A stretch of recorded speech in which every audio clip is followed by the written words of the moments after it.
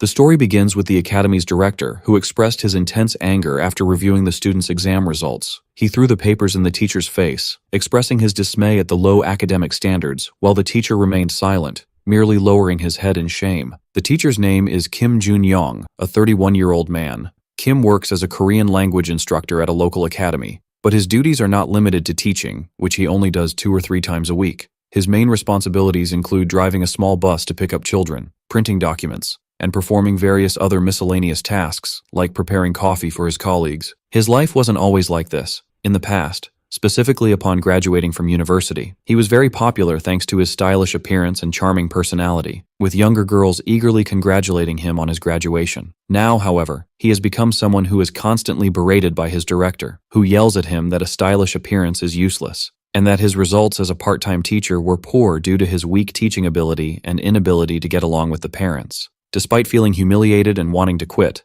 Kim finds himself forced to endure, especially with payday approaching and his desperate need for the money, so he decides he must persevere. He bows apologetically to his director, who ignores his apology and assigns him a new task, organizing a dinner for the teachers after work today. The director stresses that everyone must attend and that what happened last time, when some were absent, must not be repeated, ordering him to use all possible means to ensure their attendance, especially the female teachers, demanding he bring them even if he has to carry them himself. After the director leaves, his colleague Park Hoon approaches him and asks sarcastically if he's gotten himself into trouble again, then advises him to be careful since he doesn't have a strong educational or social background. Kim reveals that the teachers at the academy are divided into 2 teams, the teachers of Office 2, to which he belongs, and the teachers of Office 1, who have the full support of the parents. He explains that Park Hoon, whom he describes as a cunning fox, is the one who took the position in Office 1 that was supposed to be his when he joined the academy, and that this colleague always succeeds in provoking his anger in such situations. Park Hoon continues his mockery, hugging Kim and asking why he has such an annoyed expression, claiming he said nothing wrong and is only worried about him. Park Hoon continues to mock Kim, addressing him in a condescending tone, advising him to consider his words as just advice from a senior colleague and asking if he understands his feelings. While Kim looked at him with intense disgust, thinking to himself that Park had only joined the academy before him, suddenly Park Hoon spots a teacher named Yoon Sol and calls out to her loudly, then hurries over to tell her about the teacher's dinner happening today. Kim watches the situation from afar and thinks about teacher Yoon Sol, who belongs to Office 1 and is known as the Queen of the Academy. She is a famous teacher with stunning beauty and a model-like figure, and she graduated from the top university in Korea and also studied in the United States. Kim wonders why someone with such qualifications would work in a small academy like this, but at the same time he feels grateful just to be in the same place as her. When Park reaches Yoon Sol, she coldly tells him to stop acting like they are close. Flustered, Park hesitantly replies, "Yes," or "No, am I acting like we're close?" then laughs, saying they are indeed close enough. Yoon Sol nods slightly towards Kim, who is watching them, which surprises and confuses him. Later at the teacher's dinner, the academy director calls out to everyone and asks them to join him without hesitation. A colleague sitting next to Kim expresses his frustration with this happening again, but urges Kim to return quickly, then starts talking about the director. The atmosphere was noisy, and the director was trying to force Kim to drink, while others commented that Kim doesn't like to refuse. The director orders more beer, and offers to pour it for Kim himself, amidst laughter and compliments from the other teachers who praise his sense of humor. After dinner, Kim stumbles out, very drunk. While outside, he takes his wallet out of his pocket, and a card falls from it into a puddle of water. Kim sighs, complaining that his life isn't going well. He bends down to pick up the card. Kim is shocked and falls to the ground when something suddenly appears before him. A mysterious old man appears in front of him. He then smiles at Kim for no reason. Kim freezes in place from the shock. The old man tells Kim to be careful, as he dropped his card. Kim wonders in a daze who this man is. The man extends his hand with the card towards Kim for him to take. Kim wonders to himself why the old man is extending his hand with so many cards in it, marveling at them. The old man asks Kim to look at the card he dropped. In a state of confusion from being drunk, Kim wonders if this man is a new kind of street vendor. Kim takes his card and apologizes to the man, saying he has no money to buy anything from him. The old man praises Kim, telling him he made a good and honest choice.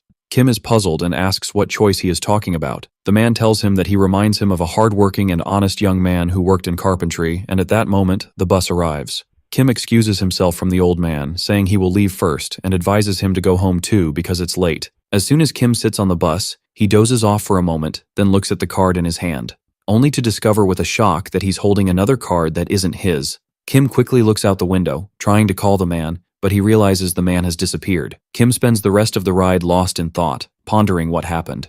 The next day, Kim stands in the classroom suffering from a severe headache from the previous night's drinking, complaining about having a class on a day when there are usually no lessons. He thinks that he must have drunk too much yesterday, as the effects of the alcohol haven't worn off yet. One of the female students calls out to him, then cunningly asks him to give them a break. Kim replies that the class just started 10 minutes ago and urges them to solve the problems quickly. The student rudely retorts that his teaching isn't usually great, but today it's worse than ever. Kim tries to be firm, reminding them they have an exam tomorrow and need to prepare. The student sarcastically asks what they need to know to solve the problems, then answers that everything he says is just showing off. The student adds that they aren't here for their grades, and that the other teachers gave up on them long ago, and all they need is to pass the time, wondering why he keeps bothering them. The other students agree, calling him inflexible, and one student asks if she can use her phone. The first student then promises him that she won't tell her mother anything if he lets them relax. Kim thinks to himself that the students' words aren't entirely wrong. This class includes students whose average score is 20 in all subjects, and they are called the Squad of 20. Kim focuses his thoughts on the student who was speaking, Kim Yuna. Kim sees Yuna as a single fish that muddies the whole water. The problem isn't just her bad grades. She ruins the entire classroom atmosphere, turning it into a swamp, and drags the rest of the students down to her low level. For this reason, no other academy could handle her and expelled her. But the current academy director accepted her and took responsibility for her, the reason being that Kim Yuna's father is a local council member, and her mother runs about a dozen kindergartens in the city. And of course, he was the one who bore the consequences, as he was assigned to teach her class. Kim brings his focus back to the class and orders the students to stop making him laugh and to solve the problems in front of them quickly. But one of the students points out that these problems are not within the scope of their exam. Kim realizes his mistake. Each school has a different exam scope, and he forgot to print the correct questions for this class. He remarks with disapproval how he only just realized this after they had spent time solving them. Kim tells the students to continue solving while he goes to the office to get the correct papers.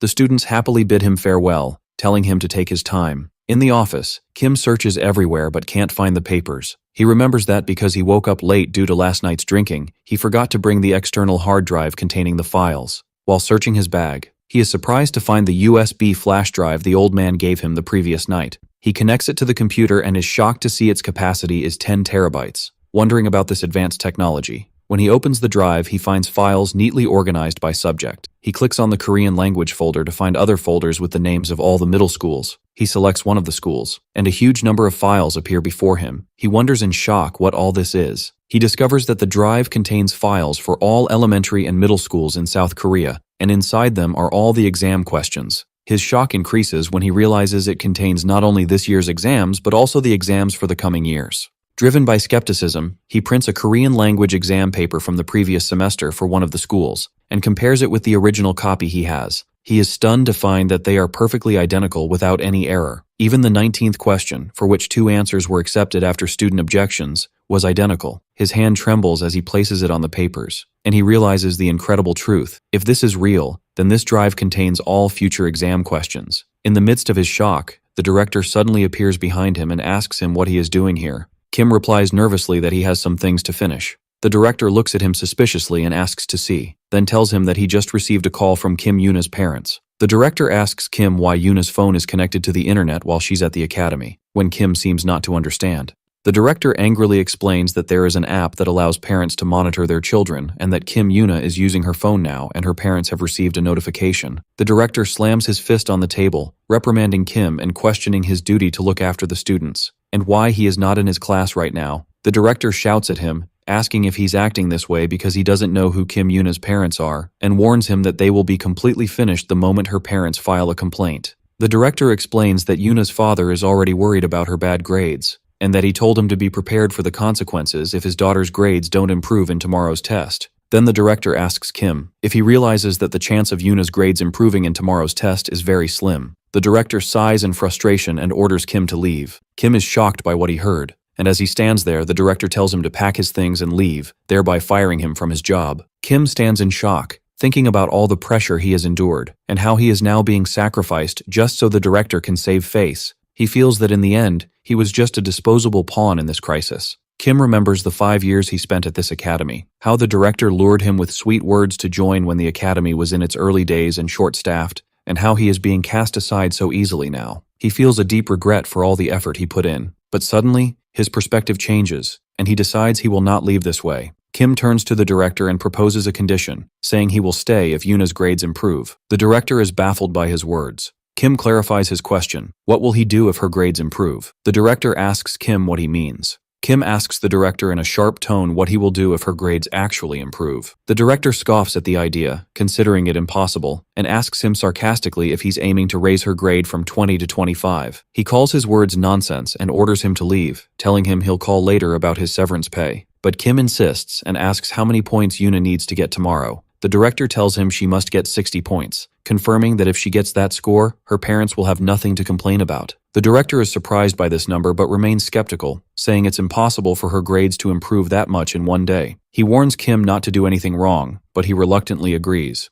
Kim assures himself that 60 points will be enough. He sits at his desk, holding the mysterious card he got from the old man, and thinks, this is impossible, but what if it's real? Kim decides to take this bet. He's getting fired either way, so it's better to try. He returns to the classroom to find that Kim Yuna is the only one left. Yuna is surprised and angrily asks why she's here while everyone else has left, and tells him the class is over. Kim enthusiastically slaps the papers on the desk, then turns to Yuna and says firmly that he doesn't need anything else, and invites her to try it right away. Yuna becomes tense, feeling she's been caught in something inescapable and that she's now forced to do it. Evening falls, and Kim continues to tutor Yuna privately. Yuna was extremely bored, doodling on her papers and constantly complaining. She asks her teacher if she can go home, wondering why she has to stay alone after everyone else has left. Kim calls her name, trying to get her attention, and asks her if she doesn't want to do well on the test. Yuna is annoyed by his question and resents why he's doing this to her. She puts her head on the table, saying she can't succeed anyway and all she wants is to go home. Kim tries to encourage her, assuring her that she can do it too, but she just lacks enthusiasm. He pulls up a chair and sits in front of her, then tries to motivate her by asking if there's anything she wants or would like to eat. She asks with interest, like what? He makes her a promise. If she gets 60 points on tomorrow's test, he will get her anything she wants. Yuna bursts out laughing, considering the idea of her getting 60 points ridiculous, and tells him to say something that makes sense. But Kim insists on his position and asks her to trust him and try just this once, assuring her she will get 60 points if she follows his instructions. Yuna looks at him seriously and asks if he trusts her. Kim is a bit surprised but replies yes, so she shouts enthusiastically, "Great!" Her demeanor completely changes and she becomes excited, saying she will try. She asks him if all she has to do is memorize the material he gives her and reminds him of his promise that he would do anything she wants without hesitation. They seal their deal with a pinky promise. The next morning, the day of the test, while Kim is in his office, one of his colleagues calls him. Park Hoon appears holding a coffee and smiling sarcastically. He asks Kim if he has packed all his things, then reveals to the other colleagues that the director made a bet with Kim about Yuna getting 60 points. Kim accuses his colleague Park of being the one who spread the rumors, as the office suddenly filled with employees from the main office. Park confirms they came to watch the show of Kim being fired. Meanwhile, another teacher jokes that he's worried about who will make his coffee if Kim leaves. Park replies with a sarcastic smile, advising Kim to pack his things carefully so he doesn't forget anything, because it would be embarrassing to come back later for something he forgot. Kim's thoughts return to before the test, where he felt he had the solution thanks to the USB drive, and that he had managed to understand Yuna's mindset. His goal for the remaining 40 minutes was to implant the exam content into her head. His plan was to make her memorize the question numbers and their answers, but he doubted her ability to memorize. In addition, there was the fear that the drive was a fake, which would lead her to fail miserably. Therefore, he decided to make her focus on memorizing the difficult, high-point questions that teachers usually use to adjust the average scores. As for the easier problems, he would guide her to help her solve them herself and avoid simple mistakes. Kim desperately hoped this plan would be enough for her to get 60 points. Back in the present, the director arrives at the office. He heads straight to Kim and asks if he still remembers their bet. Meanwhile, the other teachers were whispering, expressing their astonishment at the bet, and the impossibility of raising a student like Yuna's score from 20 to 60 in one day. One of the female teachers recalled her failed experience teaching Yuna, confirming that she was a hopeless case. They all agreed that even the best private tutor in the country couldn't get her past 50 points. At that moment, Yuna arrives and looks inside the office. Park Hoon announces her arrival to the director. Yuna feels nervous when she finds everyone waiting for her result. Everyone goes to see her, and the director asks her if she did well on the exam and what score she expects. The director smiles mockingly at Kim, while Yuna lowers her head and starts to cry. When he sees her crying, the director considers the bet settled in his favor. He says coldly to Kim, "Thanks for your hard work," then turns away, humming a victorious tune as he answers a call. Kim stands completely defeated, thinking to himself that in the end, Miracles don't happen for people like him. Kim wonders to himself if the flash drive was just a prank from someone. He tries to comfort Yuna as she cries, telling her not to worry and that the bet was illogical from the start. He asks her if she got a lower score than usual. Kim thinks that even if the exam questions were real, he had expected to lose due to Yuna's usual lack of focus. But at the same time, he felt proud and grateful that she trusted him and did her best for the first time. It was enough for him that she tried hard and had nothing to regret. Crying, Yuna tells him she had a wish she wanted to ask of him. Kim feels pity and tells her it's okay, and since she put in so much effort, he will grant her wish anyway. Suddenly, Yuna stops crying and a sly smile appears on her face. She asks, "Really?" Then reveals she got a 59, and that she only got a few answers wrong. Kim is completely shocked and asks her in amazement how many points she got. She replies with overwhelming joy that it was 59 points. Yuna expresses her regret for being so close to passing 60 points, but she made some mistakes on a few questions at the end. Then she excitedly tells him that all the answers he marked for her appeared on the exam, and asks him if he has superpowers, expressing her immense admiration for him. At that moment, a colleague calls out to Kim, telling him that the director is looking for him urgently and that the situation in his office is chaotic. The scene shifts to the director's office, where Kim is sitting in front of him. Kim tells the director that he won the bet, and as promised, he will arrange for his departure procedures immediately and calculate his severance pay. Kim is surprised and asks the director what he is talking about. The director backs down with a flattering smile and suggests they consider the bet a draw, but Kim refuses and insists that he will resign, stressing that a deal is a deal, whether it's verbal or not. The director agrees on the importance of contracts. The director continues trying to convince him to stay, saying he would be very sad if he left after 5 years of good work. Kim inwardly scoffs at this statement, and remembers all the bad things the director said about him in front of him and his colleagues. Then the director moves on to talk about Kim's salary, claiming he had been planning to increase it soon but forgot due to his old age. Kim is amazed by this sudden offer, especially since his salary had been frozen for 3 years. He wonders to himself why the director is saying all this to him. Kim asks the director, "What about the bet you lost?" To which the director enthusiastically replies that he certainly deserves a raise. The director continues to flatter Kim, telling him it's a shame for a teacher with his skills to remain teaching only middle school. He urges him to work hard as a high school teacher, which Kim describes as the flower of the academy and the fiercest battlefield, where all teachers strive to prove themselves and become top instructors. Kim feels suspicious of this sudden change and asks himself the reason for this treatment. The director offers him an immediate transfer to the prestigious first teacher's room and promises to prepare a place for him right away. He also gives him full authority over his class,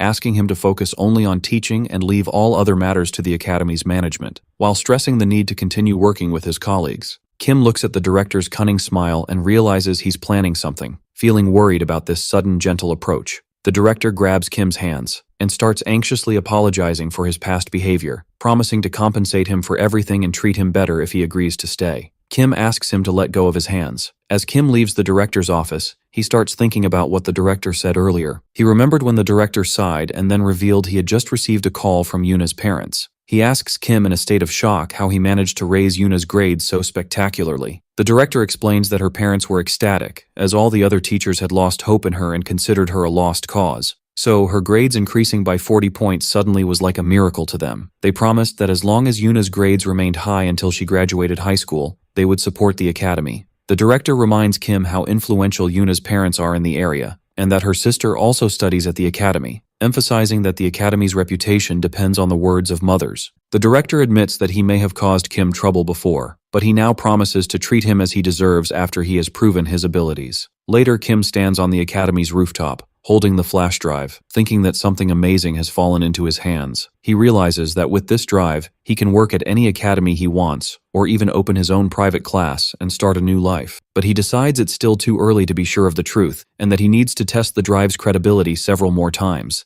In the meantime, he decides to stay at the academy a while longer, as conditions are now good with his increased salary and the director's submission to him. He also considers trying high school teaching at least once, to build his resume, which will give him a strong boost in the future. Kim feels that his chance has finally come. Park Hoon approaches him and sarcastically asks how he feels about his life, wondering if Kim is really a great teacher or if Yuna was just lucky. Kim is annoyed by his words and thinks that Park has started bothering him again. Park expresses his astonishment that the worst student in the class, whom everyone had given up on, had suddenly achieved these grades, describing it as illogical. Then, Park Hoon directly asks Kim if he cheated, or taught Yuna a way to cheat on the exam. Kim gets angry and warns him to watch his words. insisting that the student did her best to get these grades. Then Kim thinks to himself that he was surprised too. True, he gave her some expected questions, but he never imagined that the student who couldn't sit at her desk for 5 minutes would be so focused. He didn't expect her to understand and memorize the content, but she did it, which made him proud and grateful to her. Park continues his mockery, saying that Kim's defense of his student is pathetic. Kim retorts, wondering what's so strange about a student getting a grade that matches her effort. Park comments mockingly that Yuna is the savior who saved Kim's career, so it's natural for him to defend her. Then Kim ends the conversation by saying they should stop talking about students behind their backs and go prepare for class. As he walks away, Park issues a final warning to Kim, saying that even if he managed to survive middle school, it won't be easy in high school. Kim silently agrees that high school won't be easy. Kim thinks that Park, despite everything, has a lot of experience teaching high school, and for a moment considers asking for his advice since he'll be moving to that department soon. Kim turns back to Park, speaking to him in a sarcastic tone, pointing out that this is where all the kids learn, whether in middle or high school, then adds, as if thinking aloud, "Is there really something that distinguishes high school from others?" Park scoffs at Kim, saying he's talking about things he knows nothing about. He explains that the preparation methods for middle and high school students are completely different.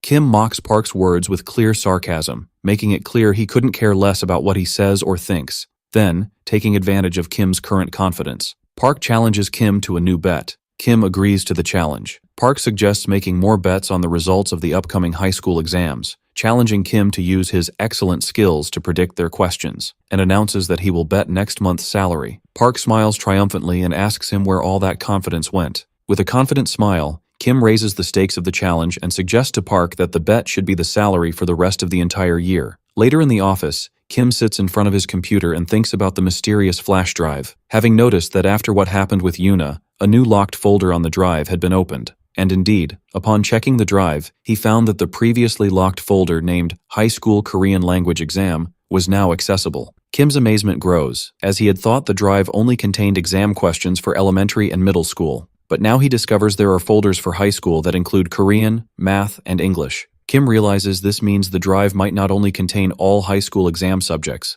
but perhaps also mock exams, and maybe even the College Scholastic Ability Test, CSAT. Although he doesn't know how the locked folder was opened or how to open the next ones, he realizes one certain truth. He holds in his hands something that could change his life completely. Meanwhile, in a high school classroom, a top student is engrossed in solving a Korean language exam. She reflects on a poem about Chunyang, the girl who meets her love, Mongryong, in the spring of her youth. The student thinks about her own situation. She too is in the prime of her youth, burning her passion and energy in this academy day after day, and hopes that her own Mongryong exists somewhere. But the first thing she faces is not love, but her prestigious academic standing that she built with her effort, being in the top 1% in the nationwide mock exams. Outside the classroom, Park Hoon blocks Kim's path, and mockingly asks if he has prepared anything for the bet. He then tells him with a provocative smile that he has already informed the director about their bet. Park continues his mockery, acknowledging that he is the losing party in this bet due to the large difference in their salaries, but adds insolently that he will consider Kim's salary as just pocket money for himself. Park Hoon enters the classroom and introduces Kim Jun-young to the students. He explains to them that Kim, who is in charge of the middle school department, will be helping him today prepare for tomorrow's exam, and that the class will be a joint session to review expected questions. The top student looks on in confusion, wondering to herself why a middle school teacher is here at this crucial time before the exam. Then Kim introduces himself to the students with a friendly smile, telling them he will take over teaching after Teacher Park's part is done, and asks them to do their best. Upon hearing his name, Kim Jun-young, the student shows signs of recognition as if she knows him. The student remembers a short conversation she had with her mother in the morning, where she was rushing to get ready for the academy, while her mother urged her to eat a sandwich before leaving. The student Yuna's mother receives a call from her daughter after the exam, showing signs of shock as she asks if what she's telling her is really true. The mother is overjoyed as she congratulates her daughter on her wonderful performance, trying to hold back tears of joy and insisting that she is not crying. During the call, Yuna reveals to her mother in astonishment that every question teacher Kim Jun-young had chosen was actually on the exam paper. Back before the exam, Park distributes papers to the students in the class, asking them to take a copy and pass the rest. He then urges them to start solving the problems immediately. One of the female students complains, asking when they will finish all of this, and reminds them that they also have a Korean history exam tomorrow. Park Hoon intervenes and demands she stop complaining and start working because the exam is tomorrow. He then lectures the students, explaining that their peers are doing their best, and that they must get good grades if they don't want to fall behind. He urges them to hurry up in solving the problems and reviewing their mistakes instead of complaining. He concludes his speech in a sharp tone, saying that anyone with a problem should not bother others and should go out to study Korean history on their own. The students feel frustrated by the number of exams. Yuna looks at the paper Kim provided with great surprise. While Kim stands at the back, he tells the students to try solving the questions and to ask for his help if they face difficulty. One student tells him they haven't learned how to solve such questions because their teacher usually doesn't create questions that might provoke objections. Kim is surprised by this information, and the student explains that their tests are either extremely difficult or ridiculously easy, so they have to focus on solving high-difficulty problems to ensure a good grade. He points to question 10 as an example, explaining that this type of question, which requires a lot of effort and is prone to objections, does not usually appear on their tests. Kim looks at the question on the exam paper. Yoon-ah analyzes the question in her mind, assuring herself that this type of question never matches the style of her school's Korean language teacher. She realizes that the question, although its content is not difficult, is a short answer question, which makes it hard to grade and prone to objections. She thinks that her teacher would have likely chosen to ask a multiple choice question about the same content. Yuna wonders to herself how a middle school teacher could understand her school's exam style with such accuracy. Meanwhile, another student asks Kim if he can ignore his papers and work on the review provided by teacher Park Hoon. Kim nonchalantly agrees and tells him to do as he wishes, but he looks at him with a sly smile and thinks that he will regret his decision. On the day of the exam, the students sit in their halls to take their tests. During the test, the students are shocked and amazed, as the questions Kim gave them were a perfect match for the exam questions. After time is up, Park Hoon approaches Kim with a sarcastic smile, asking him about the amount of his salary as if preparing to celebrate his victory in the bet. Park continues to mock Kim, telling him he was thinking about how much he would deduct from his salary in installments. He adds mockingly that extra money is supposed to be spent all at once. Then he asks Kim if this is true while a sarcastic expression forms on his face. After that, Park suggests going to check on the students, as it seems they have finished their test. As the top student Yoon Seo starts to exit the hall, Park Hoon calls out to her. He asks her how she did on the exam, but Yoon Seo looks extremely angry and crumples a paper in her hand. Then she heads straight towards them and confronts Kim angrily, demanding an explanation for what happened. Park asks her in confusion what is going on, so Yoon Seo shoves the paper into his hand. Park opens the paper and looks at it in indescribable shock, whispering that this is unbelievable. Then he turns to Kim with intense anger and yells at him, calling him a fraud and demanding to know what he did. Kim calmly replies and asks him to stop acting like an uneducated person. Park's anger intensifies and he questions if Kim really thinks what happened is logical. With a sly smile, Kim reminds him that he was the one who said there would be no backing out or asking for favors later. Then he pushes Park's hand away and puts his hand on his shoulder, asking for his bank account number. In a triumphant tone, he tells him he will use the money well. Kim leaves the place, leaving behind a completely broken and devastated Park Hoon. Later, as Kim was packing his things in the office, Kim looks at the USB drive he took from the old man with a look of admiration and satisfaction, realizing it was the key that solved many of his past problems. One of his colleagues tells him that the director wants to see him in his office immediately, and wonders why the director is calling for him again. On his way there, he spots Park Hoon in a state of fury. Kim feels scared of Park's angry glares. As Kim approaches the director's office, he hears the director's angry shouting as he berates someone inside, ordering them to get out and do what they were told. Immediately after, a man who appears to be a teacher exits the office with a sullen face, and upon seeing Kim, he calls his name, then leaves him and walks away with his head down. Kim enters the director's office to find that Park Hoon is also there. The director welcomes them with a smile and asks them to sit down. The director mentions that he heard about the bet between them, but adds with a laugh that it's not something he should interfere in. The director then says that he knows very well how much effort Park Hoon has put into the high school department. Then, in a serious tone, he suggests that Park take a break for a while in the middle school department because he has worked hard. Park Hoon is shocked by this decision and asks the director what he means. The director replies that he thinks Park has lost his touch a bit due to exhaustion. He adds that during his break, Kim Jun-young will take good care of his students. Park shouts the director's name in protest, but the director sternly orders him to lower his voice and to go and prepare for his class if he understood. After Park is kicked out of the office, Kim sees the teacher the director had previously berated. Kim offers him a cup of coffee, and the teacher thanks him. The teacher enthusiastically congratulates him on winning the bet against that bastard, amazed at what happened. Kim asks him worriedly if he's okay, and the teacher replies that he is and invites him for a drink later. Suddenly, the student Yoon-ah bursts onto the scene, shouting Kim's name. She asks him in shock if it's true that he's moving to the high school department. Kim wonders to himself how she found out. Yoona continues to shout, questioning how this could happen, and begs him to stay in the middle school department. Kim thinks that in the past, he would have laughed at this situation, but he notices that Yuna has changed a lot since that day. Although she didn't suddenly become a model student or drastically improve her grades, he feels she has become more vibrant, and that the look in her eyes has definitely changed. The teacher gestured to Kim, saying in a calm tone that Yuna seems genuinely upset. While he is lost in thought, Yuna surprises him, saying she's going to use the wish he promised her. Later in the evening, Kim sits with his fellow teachers at a dinner party. One colleague expresses his amazement that Kim has actually moved to the high school department. Another congratulates him on finally joining the prestigious first teacher's office. Kim replies with a humble smile, saying that's just how things worked out. The colleagues continue to congratulate Kim at the dinner party, with one telling him it's about time he moved to the high school department after 5 years of hard work. Another adds angrily that this should have happened sooner, expressing his frustration with the director who was holding him back because of his academic background.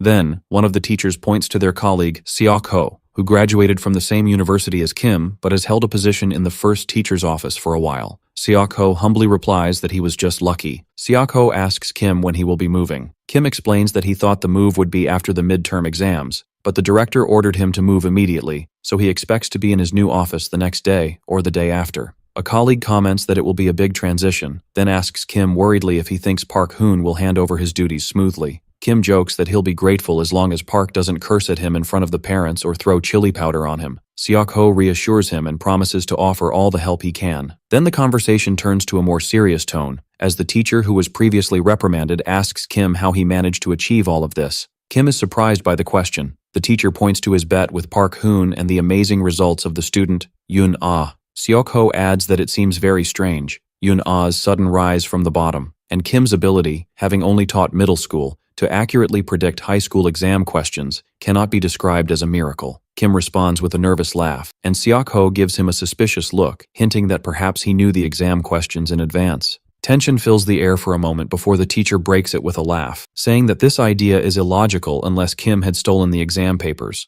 Syste adds that Kim is too cowardly to do something like that. The atmosphere returns to normal, and the teacher tells Kim that he is happy to see him finally succeed after 5 years of struggle. Kim smiles, touched by the teacher's words. The teacher said to Kim in a sad tone, "If Kim and Syste both go to the first teaching room, then who will he spend time with?" The teacher joked that being among all these elite teachers makes him feel like he's talking to a wall, so Kim smiled and replied that the teacher is truly an eccentric person. The teacher begins to reminisce about their time together, how they used to come to this place daily to complain about the director's insults, and the oppression from the other teachers, especially from the first teacher's office, led by Park Hoon. Kim admits that without the teacher, he wouldn't have been able to endure it all. Kim believes the pub is the only place where he truly feels comfortable and safe. The teacher pointed out that they always came to that place after dinner parties, even in that state, to catch that frog, and Kim agreed with him. Then he remembers how they used to break soju bottles with a picture of a frog on them, because it resembled the director in his eyes.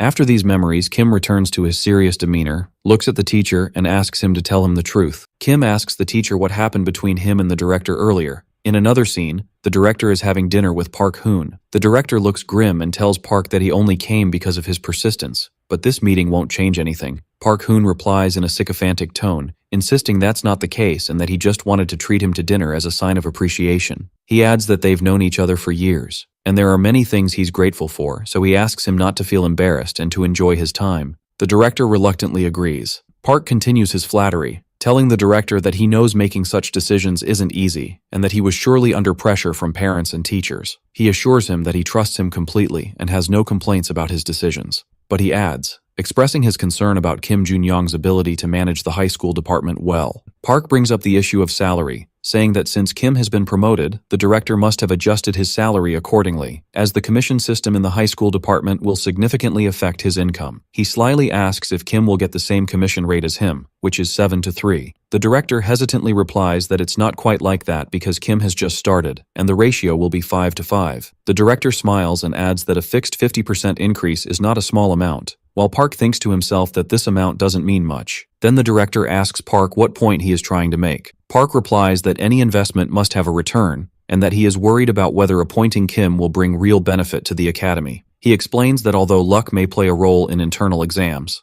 the real goal of the high school department is the university entrance exam. He wonders aloud if the director really thinks a teacher with Kim's limited middle school experience can handle such a great responsibility. Park continues his argument, saying that his motivation is not just his desire to keep his position, but his concern for the well-being of the students and the academy. He reminds the director that students come to the academy with trust. So is it right to reward this trust by appointing a teacher with no proven track record or experience, who has been inactive for 5 years? He warns him that he will not be able to handle the consequences if the university entrance exam results collapse, as people's trust in the academy will crumble and its reputation will be destroyed, and that this field is small, and rumors about Kim have already started to spread, and this could lead to the destruction of the academy. The director shouts in anger, asking him what he suggests he do now. The director adds, reminding him of what he just said, that this field is small and rumors about Kim have already begun to spread. The director tells Park Hoon that he is in a position where he is forced to keep Kim, even if it costs him a lot of money. Park coldly suggests that they test whether Kim is capable of taking responsibility for the high school department.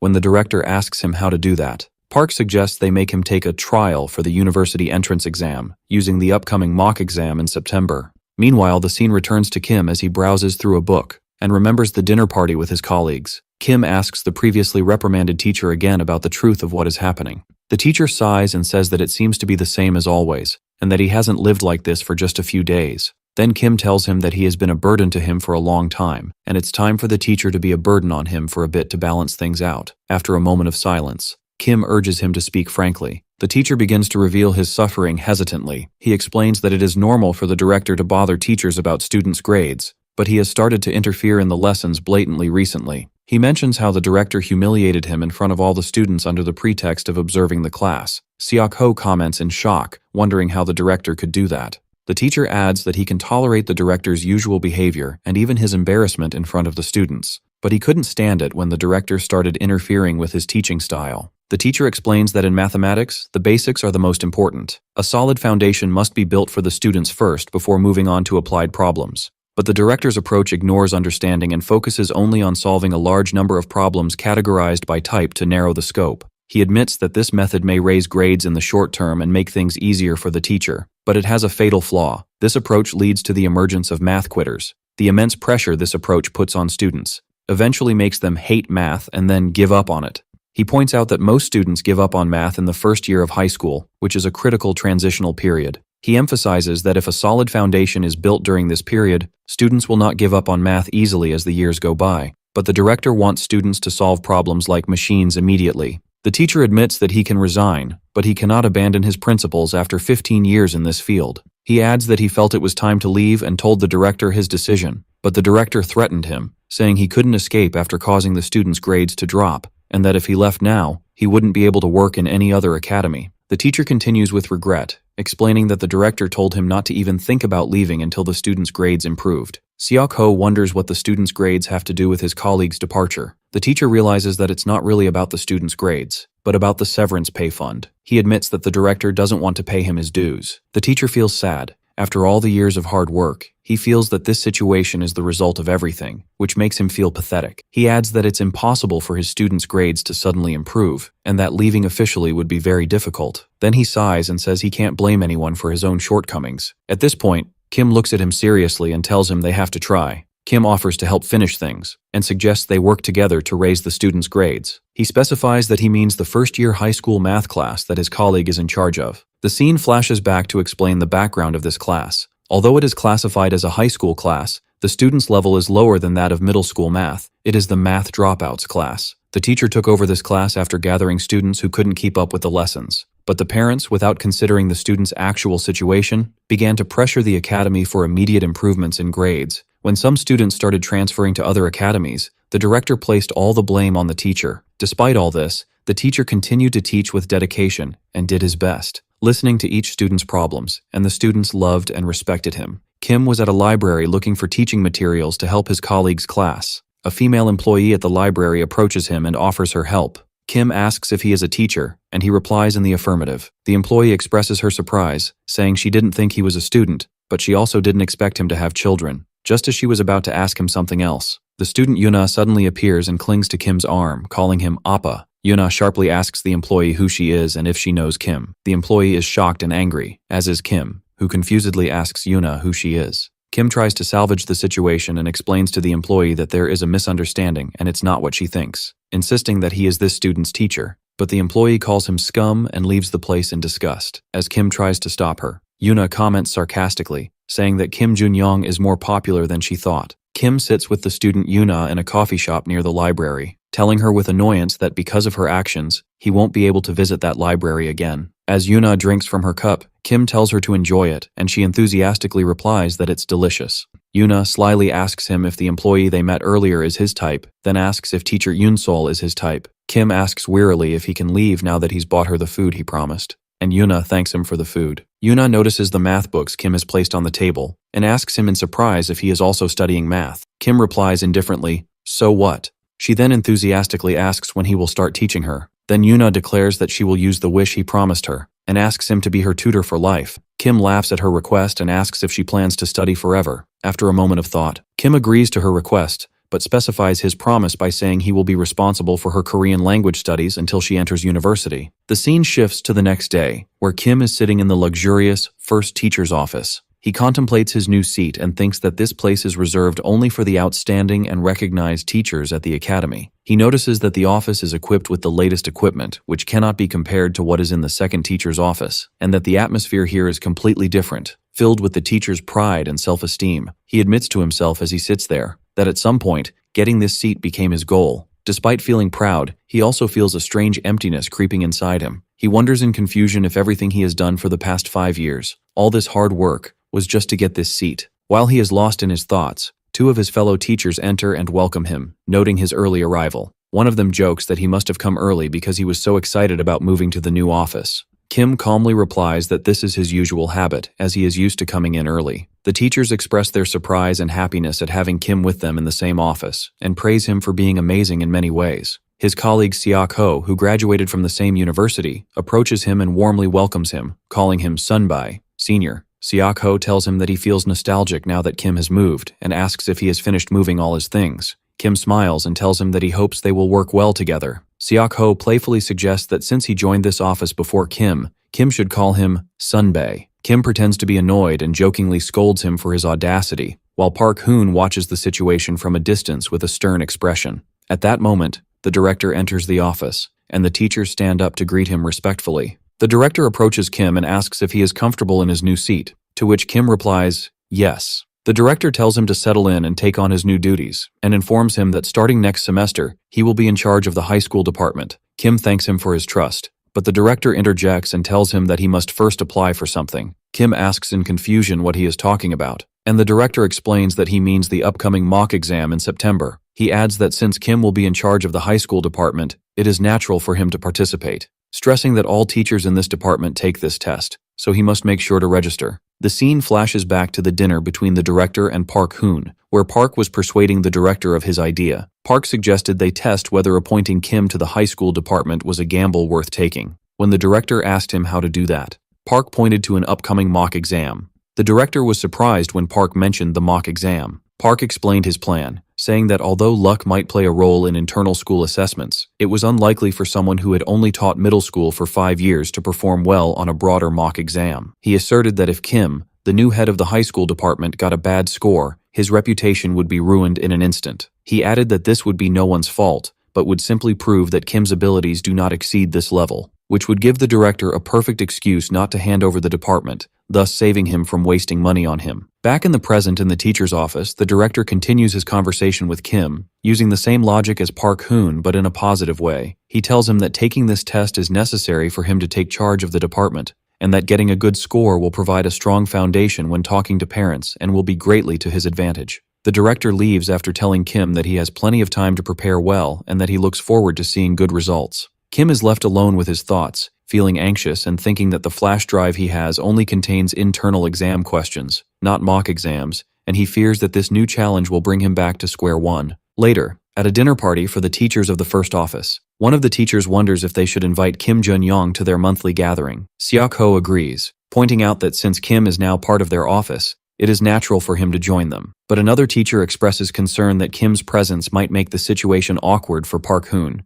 2 female teachers comment that things have become a bit strange since Kim joined, and they feel there is a difference in level. One teacher wonders if the reason is his educational background. Then the other teacher turns to Siak Ho and asks if he and Kim graduated from the same university. The teachers express their astonishment that Kim managed to get a position in the first office directly with such a background. Sayako humbly replies that it's not like that, and that the director just appreciated him. Another teacher intervenes, saying that educational background has nothing to do with the position, and points out that teacher Gyum has an excellent background but is still in the second teacher's office. Then he wonders which university Park Hoon graduated from. Teacher Cho continues his speech at the dinner party, and Park Hoon looks at him with a sarcastic expression. Then Park asserts that a teacher's educational background has nothing to do with their ability to teach well. He then turns to Seok Ho for his opinion, putting him in an awkward position in front of the others. Meanwhile, the scene returns to Kim working alone in his office late at night. He thinks about his predicament, assuring himself that the flash drive he has does not contain mock exam questions, only internal exams. He feels that he might have to wait for another miracle. Then he starts to analyze the situation,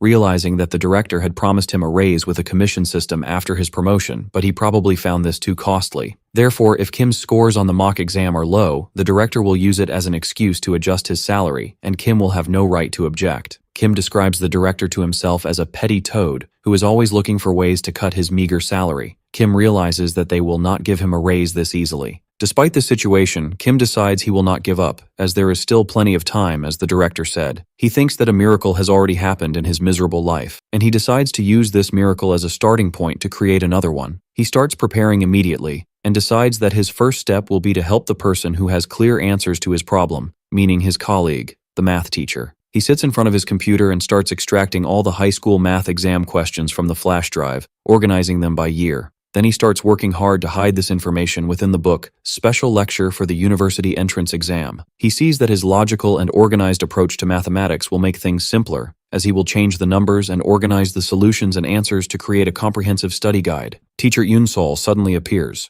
and asks him if he hasn't finished his work yet. Kim replies nervously that he had some things to finish. She congratulates him on joining the first teacher's office and tells him that they will see each other often now. Kim thanks her nervously, but she interrupts him with a direct question about how he managed to achieve his recent successes. She explains that his bet with Park Hoon and the student Yuna's results have become the talk of the academy these days. She adds that his ability to raise the grades of a student everyone had given up on is amazing and unprecedented in the academy's history, and even very strange.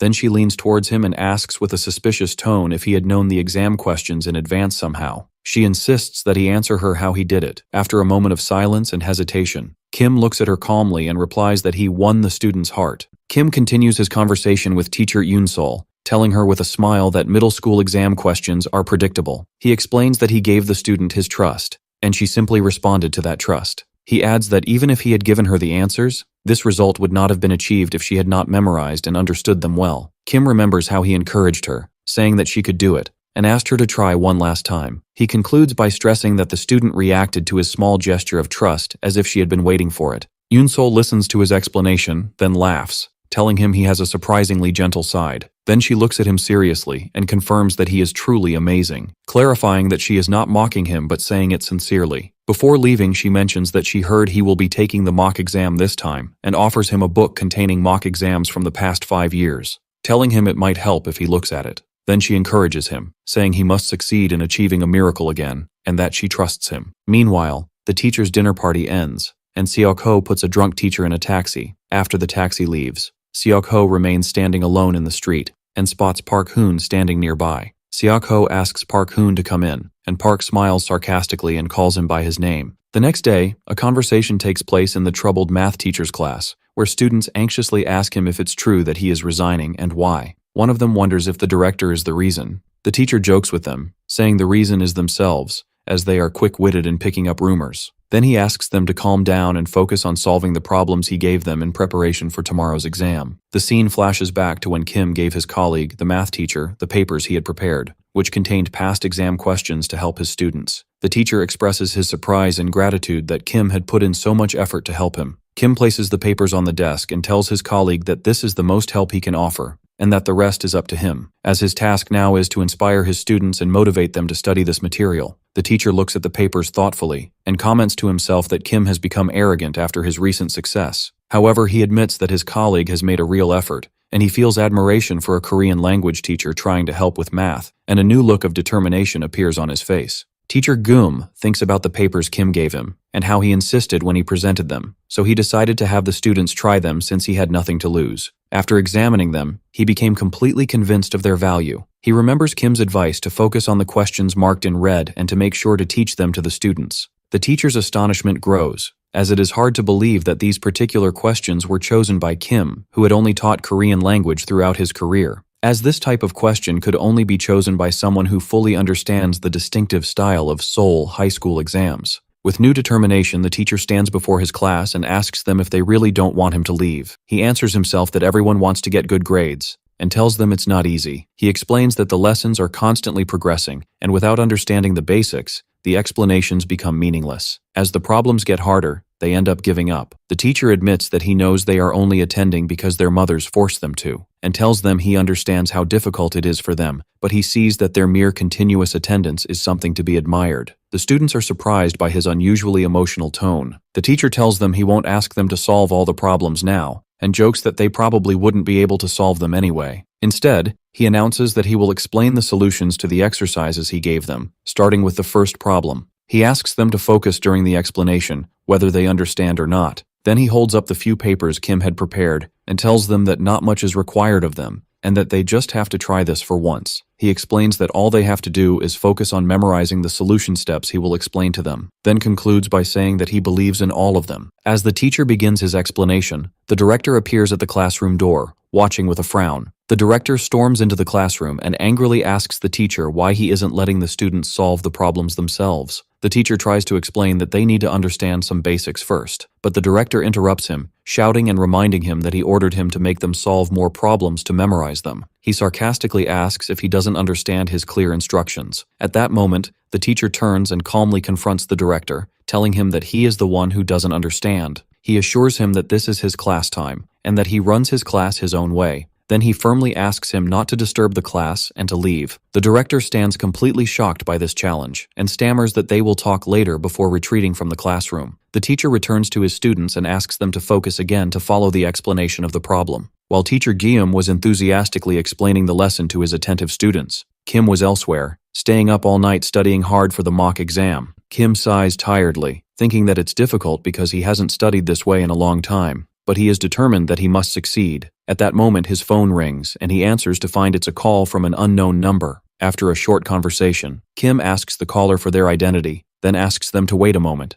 and leaves the office to continue the call, leaving behind on the desk the mysterious card he took from the old man, which is glowing with a faint light, and a shadow of someone appears above it. The next day, teacher Guillaume sits in the second teacher's office packing his belongings into a cardboard box. He thinks that he has spent 3 years in this place, and although he has gotten rid of unnecessary things, he still has a lot of stuff. He cleans his desk thoroughly in anticipation of the new teacher who will use it, but he notices that the desk is so old that cleaning hasn't made much of a difference. As he is busy, 2 of his colleagues come to say goodbye after hearing the news of his sudden departure, expressing their regret and praising his hard work, and they agree to meet later. Just as he is about to leave, the director storms into the office, angrily waving teacher Guillaume's resignation letter, and asks him about this madness. The director shouts at him, wondering where the confidence he showed yesterday has gone, and accuses him of planning to escape instead of taking responsibility. He then threatens him that if he leaves this way, he will not be able to give him his severance pay. Teacher Guillaume sighs coldly, which further angers the director, who scolds him for sighing while he is demanding he fix the mess he caused. Before the director can finish his sentence, the teacher interrupts him and asks him to look over there. The teacher points to a group of his students who were standing proudly, holding up their exam papers showing high scores like 95, 97, and 98. The director is so shocked that he is speechless. Teacher Guillaume turns to him and calmly and confidently tells him that he should not disrespect people this way, and that he will receive his full and accurate severance pay, because that is his natural right. He then turns and leaves the academy, while Kim watches him from afar with a satisfied smile on Guillaume's face. After the success of his plan and the triumphant departure of his colleague, teacher Guillaume, from the academy, Kim thinks about his future with a confident smile. He realizes that everything starts from now, and that his path to becoming the super teacher who masters all major subjects has already begun. Park watches Kim. Kim was thinking about the mysterious card that changed his life. The director enters his office the next day in a state of extreme anger and chugs an energy drink in one go. Park Hoon notices him and asks if he seems a bit strange. The director shouts at him, saying of course it's strange, and wonders how the grades of an entire class could rise all at once in such a spectacular way, especially since the credit for it goes to teacher Guillaume. Park Hoon calmly replies, pointing out that this miracle achieved by teacher Jaeum seems very similar to the two previous miracles that occurred. He then asks the director to think carefully about the person who has a close relationship with teacher Jaeum. After a moment of thought, Park Hoon concludes that this person is Kim Jun-young. The director asks him if he is implying that Kim used dishonest methods, and Park replies in the affirmative, confirming that he has already discovered what this method is. Meanwhile, Kim is walking alone at night, thinking about the fierce academic battle that students are fighting. He sees that in the classrooms, where students are judged solely on their grades, there is always a back row for those who didn't want to be there, but gradually fell behind after losing their passion for studying, and continued to struggle until they finally gave up. Kim realizes that he is not much different from these students. He graduated from a modest university, works as a teacher in a small academy, and in an unstable position that makes him vulnerable to being fired at any moment. He feels that his life has been left behind, just like them, and that he is always struggling in the back row. While he is lost in these gloomy thoughts, he hears a strange sound and wonders if it's a cat. Suddenly, a girl wearing a hat appears behind him and places her hand on his shoulder, and Kim screams in terror. The girl in the hat smiles and points her finger at him, telling him that he has just uttered profanities. Kim recognizes her with a shock, discovering that she is his student, Kim Yuna. Yuna continues to mock him, marveling that he, teacher Kim Jun-young, has just cursed at her. Kim asks her in confusion why she is out so late at night. Yuna replies with a smile as she waves a bag from a convenience store, explaining that she was on her way to the store and saw him walking alone. As they walk together, Yuna slyly comments that his curses are very sharp. Kim warns her that wandering around late is dangerous, but she ignores his concern. Kim insists that he will walk her home. Yuna continues to provoke him, calling him a coward who pretends to be strong. Kim denies feeling scared, and she replies that she saw and heard everything as he was cursing. After that, Kim asks Yuna about her dream in life. Yuna describes his question as cliché. He clarifies that he means her future goals, and if they still write about these things in school. Yuna scoffs at the idea of future goals, so Kim asks her again if there is anything she would like to do when she grows up. She confidently replies that she can achieve her dream even now, and doesn't need to become an adult first. When Kim curiously asks her what this dream is, she enthusiastically declares that she wants to become a YouTuber. Yuna explains that she created an account as a mukbang YouTuber, specializing in eating, but she discovered that she had to eat large quantities, while she can't eat more than 3 hamburgers. She adds that she filmed videos of herself eating candy or tanghulu, but the reactions were not good. She also tried secretly filming herself eating late at night, but she was caught and severely reprimanded. She admits that she knows she should stick to one type of content, but it's not easy. Then she suddenly remembers that she has another dream she wants to achieve when she grows up, which is to become a travel YouTuber, traveling the world, and earning money at the same time. She plans to take a solo trip around the world as soon as she becomes an adult, and she feels happy when she thinks about earning money while enjoying traveling as well. Yuna mentions that her sister's dream is completely different, as she aspires to enter Seoul National University. Then she asks Kim why he is interested in such things, and adds that when she looks at adults, she doesn't find many of them living their dreams. Then she asks him directly if his dream was to become a teacher, and he replies, no. She assures him that he proves her point, then asks him about his real dream. Kim gets lost in his thoughts, thinking that words like dreams and goals have become mere illusions for someone like him, who barely struggles to live day by day. As they walk away, Yuna continues to insistently ask him about the dream he once aspired to. The morning of the national mock exam for September arrives, and Kim Jun-young heads to the exam hall with the rest of the applicants. It is announced that the exam will begin at 8:40 a.m., and all candidates must enter by 8:10 a.m. The tension increases because this mock exam is held with the same schedule as the university entrance exam, and is considered the most similar in trends and difficulty to the actual entrance exam for that year. Inside the hall, an atmosphere of intense tension prevails due to the importance of the test, but Kim smiles confidently as he prepares to start the exam. After the exam ends, news spreads about its unprecedented difficulty. Kim reads a news article stating that the mock exam was of record difficulty, and that the entrance exam in November is expected to be even more difficult to increase differentiation among top students. The article points out that the language section in particular was so difficult that only one student in the country got a perfect score. Meanwhile, in the teacher's room, which is bustling with whispers and anxiety, Kim receives a call from the director, whose name appears on the phone as Fatso. Kim tells the director that he is in the teacher's room and will head to his office immediately. On his way, Kim walks through the academy's hallway towards the director's office and leaves the flash drive he took from the old man in his computer. Then it disappears from its place moments later. At the same time, in the first teacher's office, Park Hoon arrives and greets everyone, commenting on the beautiful weather. He notices the tense atmosphere and asks why. One of his colleagues tells him that the mock exam was extremely difficult, describing it as absolute hell level. Park remembers his poor result on the mock exam. His colleague calmly replies, explaining that although the evaluation committee will take public opinion into account to adjust the difficulty of the final exam, they will not lower it significantly to maintain the credibility of the mock exams. Park adds that there is no need to worry, as the increased difficulty only means a stronger differentiation between students. But his colleague disagrees, saying that this logic doesn't apply when the questions are so difficult that both top and non-top students can't solve them, making differentiation meaningless. He tells him that this year's Korean language exam was insane, to the point that the top student in the school, Kim Yoon-seo, only got a 93. Then he turns his attention to Park, pointing out that he seems calm since he doesn't teach final year students. And another teacher sarcastically asks Park if he did well on the exam. The colleague presses further, reminding Park that they registered for the exam together and asks him for his result. Park tries to evade, claiming he had an upset stomach because he ate something bad. But another colleague exposes his lie, telling him that he saw his car in the exam hall parking lot yesterday. Park gets flustered and makes up a new story, claiming that as soon as he parked his car, his condition worsened so much that he went straight to the hospital. The colleague pretends to believe him and asks if he is okay now, and Park replies that he received an IV drip and got some rest and feels better, blaming his recent poor health. The other colleague suddenly changes the subject and asks the others if they have heard the news.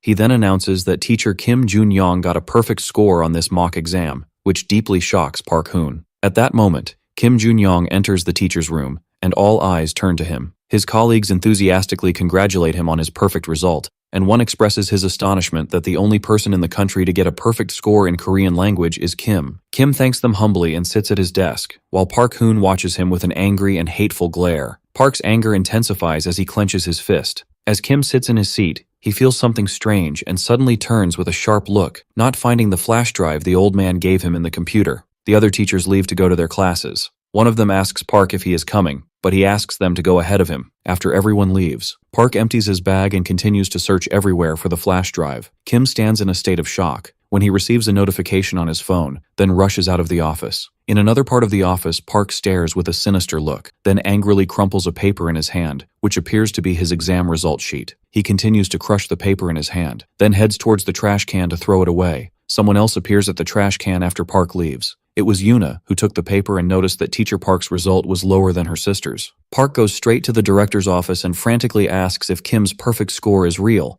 and if he has verified it correctly. The old director assures him that the result is completely correct. The director asks Park if he has brought that thing. Park replies with a sly smile, and the director asks him about the dishonest method Kim used. In another scene, Kim stands facing his younger colleague, Seok-ho. Kim looks stunned as he gazes at Seok-ho, who is holding the glowing, mysterious black card. Seok-ho smiles and addresses Kim, saying, "Hey Hyung, it looks like you have something good here, don't you?"